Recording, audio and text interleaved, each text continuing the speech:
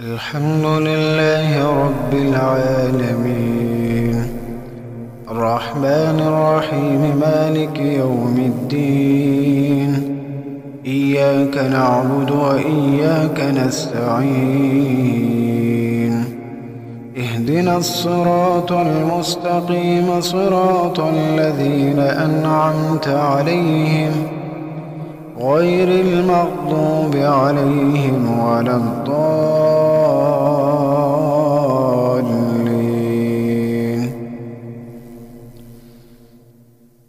وإذ قال إبراهيم رب اجعل هذا البلد آمنا واجنبني وبني أن نعبد الأصنام رب إنهن أضللن كثيرا من الناس فمن تبعني فإنه مني ومن عصاني فإنك غفور رحيم.